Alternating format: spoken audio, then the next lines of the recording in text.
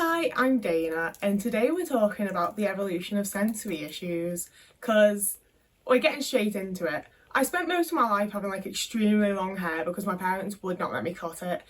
My dad had the whole boys have short hair, girls have long hair. So there was one time when I was about 12 and he allowed me to cut my hair short and it was still like this long. Like I always had long hair and it always pissed me off. Like it was the length where like I would sit on it sometimes and then I'd turn my head and be like, oh, that really fucking hurt. Or like it would end up in the toilet bowl, it would get caught on door handles. Like it was just a nightmare. So for the majority of my young life, up until I was like probably 11ish, I had a slicked back, straight back, don't have any of it fucking touching me, on top of my head so that like it falls in a way that it's not going to touch me, like full JoJo Siwa ponytail every single day of my life. You know, and my mum would be like, doesn't this hurt? Are you sure you want this? Can't we do something else? Like she didn't like the way that like my face and stuff looked with it. Essentially, she thought I looked ugly because I kind of do look ugly with my hair up. I won't lie to you. That's why I put it down for videos. And eventually it did start to like pull and hurt at my scalp and it just didn't feel right anymore, and that was when I went to a low ponytail. And then after a few years of that, I started just having my hair down because that felt best. And then after like several years of that, not long before I cut my hair for the first time in like 2021 was when I started like exclusively doing the half up half down, because I didn't mind it touching like my neck and shoulders, but I couldn't deal with it touching my face. And then I cut it all off like quite short and I was immediately like, this is so much better, this is brilliant. Like it was probably around the length that I'm at now, to be fair.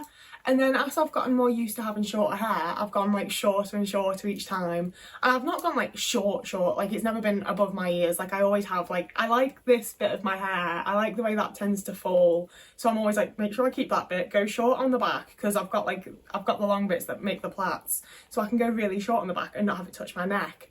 But it's growing in, and it's touching my neck again, so I'm wearing my hair up like pretty much all the time, and not in any sort of like nice way because it also barely fits into a bun. So I'm struggling with it. Like my hair is just an absolute struggle for me at the minute, and I don't know if I want to go and get it. I mean, I can't afford to go and get it cut again, but I don't know if I want to try and like get the money together and go and get it cut again, or if I want to just let it grow out, because I know once it gets to like here, it's not going to touch me, or at least I hope once it gets to like here, I'll be back in the position where it doesn't touch me in the same way, where it just fucking gets to me. But it's the type of thing where I understand that it's not necessarily like the evolution that I want to talk about in this video, because my hair grows and my hair changes. It's not like I found the perfect length and it stays there and somehow my sensory issues have changed, and it annoys me now like it is that my hair has grown. But I also have the thing of, for the first like half of my life, I hated wearing socks. Like it felt like I couldn't move my feet. It felt like they were like in a prison. I just hated wearing fucking socks. And like I understood why you should wear socks with shoes and stuff, but I also didn't want to wear fucking shoes, you know? Like most of my younger years I was in like sandals and jelly shoes and slip-ons because I didn't want to wear socks, I didn't want to wear shoes, I didn't want anything on my fucking feet. It just felt weird, it felt wrong, I didn't fucking like it. And as I got a bit older, I sort of like trained myself to be like, if I'm going out and I'm wearing shoes, then I wear socks. If I'm at home, I'm just barefoot because I don't like the way they fucking feel, and I'll deal with it to go out and like be a person. But once I'm home, I'm not doing it. And the last like 2 years, I can't exist not wearing socks. I absolutely hate not wearing socks. The only time I'm not wearing socks is when I'm in bed. If I'm not in bed or in the shower, I'm wearing socks. I can't tell you what, like I feel so wrong if I don't have socks on.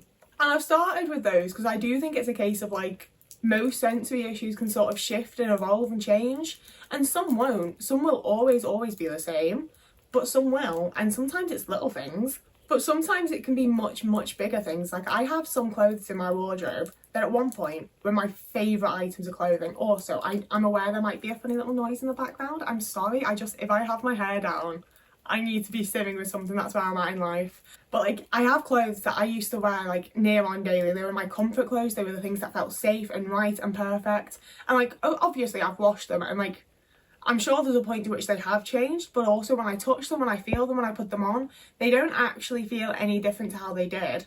But I can't deal with them. Like I know they're fitting the way they've always fitted. It feels the way it always feels. I'm the thing that's changed, you know, like my sensory issue is the thing that's changed, and all of a sudden this fabric that I used to like, or the way it fits on my waist, or the way it hangs off my legs, whatever it is, that like it used to feel good or okay, and all of a sudden it feels wrong and not nice, and I don't like it, and I can't deal with it, and I'm not wearing it. And it's stuff that like I say, it used to be like the proper safe nice stuff, so I keep hold of it, like waiting for the day that it comes back and it feels right again. It hasn't happened yet. Like I have quite a lot of stuff that's like that, where I'm just like, but it used to feel so good and right. And like, it does give me a lot of anxiety that my body's changed, but also I have other things that I've been wearing for the same amount of time that do still feel right, you know? Like, it's my sensory issues changing and evolving. And I think there's also a level of the evolution of my understanding of my sensory issues, because I had my adult social care appointment last Friday. I am going to make a whole video about it. I'm just processing and waiting for it to be like the right time to talk about it, but that will be coming like fairly soon. But one of the things that I've ruminated on a lot was she asked if I'm able to shower on my own and like maintain basic hygiene, and I was like, well no, because like showers cause massive sensory issues and I can't really deal with them, so I absolutely do not shower as often as my body needs me to. Like it's just not happening. I'm not a hygienic person. I would like to be, I wish I was, but I'm not because of the sensory issues.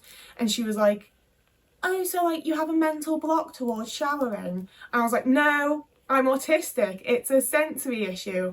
And she was like, so it's a mental block? Like, she just so genuinely, like, obviously did not have a fucking grasp of what autism like means in the slightest. Like, there was no understanding, and I'm very pissed off about it.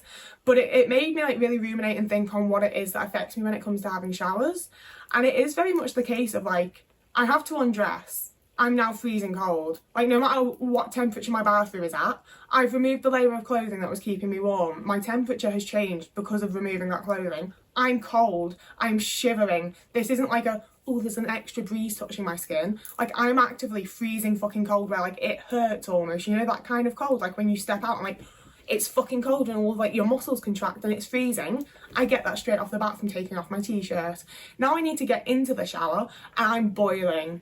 Like, to have the shower head be at a temperature where touching my skin, it feels nice, that makes me way too fucking hot. I'm stood in the water sweating, like I'm too warm.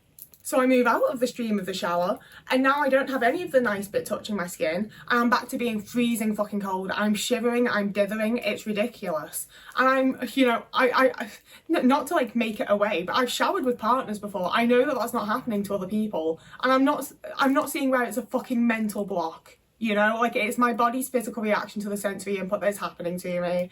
It's not a mental block. It's not me having a little moment about having a shower. It's a very genuine sensory issue that really fucking affects me. And like, it's deeply uncomfortable.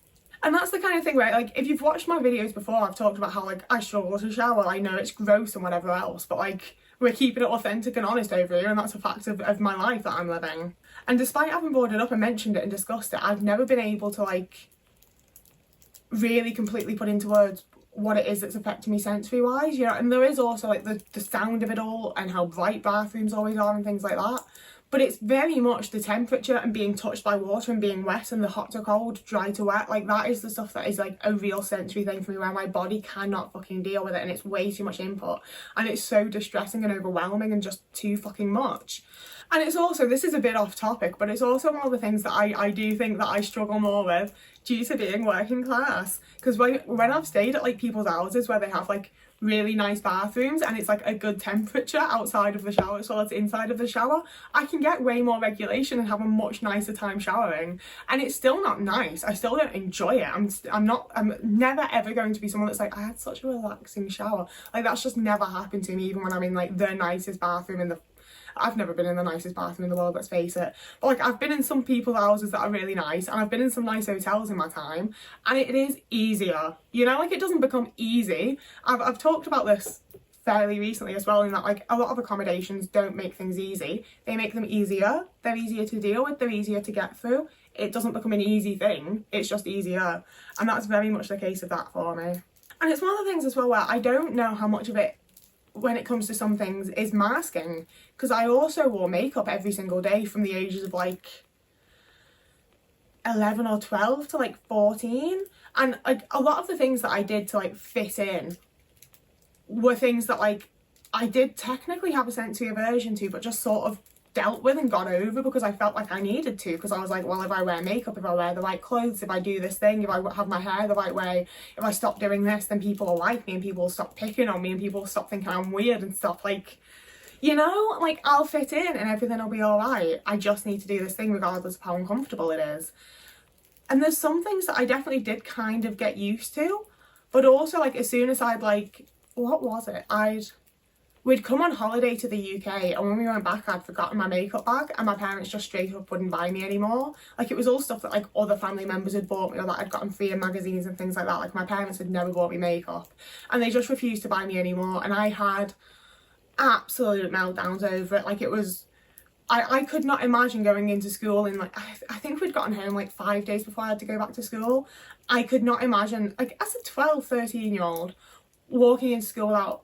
Like, it wasn't a full face of makeup because I knew that I didn't do it well enough to do that. But I would have, like, some concealer and a little bit of powder and eyeshadow and eyeliner and mascara and lipstick. And, like, I could not imagine going into school without all of that. It was such a barrier for me. And now it's one of those things where, like, I'll be getting ready for a night out and I'll do my makeup. And within, like, the amount of time it takes between me doing my makeup and being ready to leave, I can feel it and it's disgusting and I want it off and I can't deal with it.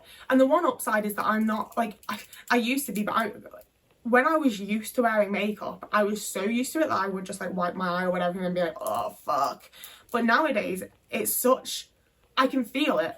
Like, I can't forget that I'm wearing makeup. I can feel it on my face like I'm wearing a mask, and it's horrible and I hate it and I can't not think about it. So I have no chance of, like, forgetting and wiping my eye and ruining my mascara or whatever, because there is not a moment of my life that I'm wearing makeup where I'm not hyper fucking aware that I am wearing makeup. And, like, even with, I've painted my nails because I think I might want this to be, like, my new thing. I quite enjoy having painted nails, but I also, like, I can feel that it's on there. It's not like a bad thing right now, but I can feel like it's that it's on there. And I do feel like eventually there'll be a point where I'm like, I don't want it on there, it needs to come off, you know? Like, I've had my nails professionally done once in my life, and it was when we were in America and she did something to them, and, like, within 4 hours of leaving the place, my nail had, like, just split, and it hurt, it was a whole thing. And, like, it was just a gel polish. Like, I didn't have any, like, extension or, like, make my nails long, because I know just from the way that when my nails grow out, I can't deal with it. I need them to be this length. This is the right length for my nails to be to feel good for me. But that's another thing that's massively changed, because if they're any shorter than this, it feels wrong. If they're any longer than this, it feels wrong. But I bit my nails for, like, all of my childhood. I think I only stopped biting my nails when I was, like, maybe 18 or 19. Like, I always bit my nails and I just couldn't stop, and then one day I did. I don't really know why. And after that, I needed long nails. I had to be able to see, like, a good bit of the white. I needed to be able to, like, tap them against things. It was, if I did that and my actual finger was touching my thumb and it wasn't just the nail, they were too short and it felt wrong, and I was, like, waiting for them to grow. And now where we're at, and I can't have them too long or too short. They have to be just right in the middle where I can, like, pick things up and do my little fiddly bits and they don't get in the way, but also, like, they're still there. Like, I need to be able, like, when I do that, I need to be able to feel the nail or they're too short. But also, like, I could not go back to where, like, my finger doesn't touch because of the nail. Like, it is such specific things sometimes, but it's like that will shut down my whole fucking day. Like, if my nails are the wrong length, I will have to stop what I'm doing and go and sort them out, because I cannot focus or continue with it anything else. And I think that might be the video. I'd love to hear in the comments if you've got any similar things to this. Like, I feel like I haven't said anything in this video, but also it is supposed to be a little bit more of, like, just a chill, random, nice one, you know? It's not meant to be, like, a heavy, like, here's what I'm saying, you know? Like, it is more of just, like, a light-hearted observation of how being autistic works for me, I suppose. But then saying that, I do think that figuring these types of things out can really be helpful to, like, understanding ourselves better, even if it's in, like, quite a minimal way. And I'm just trying to make it more of a thing that it is, so I'm going to stop doing that now. If you'd like to see more from me, you can like and subscribe here, and that would be really lovely of you. You can also find me over on TikTok, Instagram, or Blue Sky. I've been posting a good bit over on TikTok lately. I'm quite proud of myself for I've been keeping up with that. Like I said last time, it is honestly because I want to see if I can get into the creators from there. I don't like the community on TikTok a lot of the time. Like, there are some, like, really lovely individuals that do follow me and do comment on my stuff in that, but also like it so often just goes out to the random FYP or whatever, and it's just random people that don't know me that are commenting, and they're often quite mean and rude.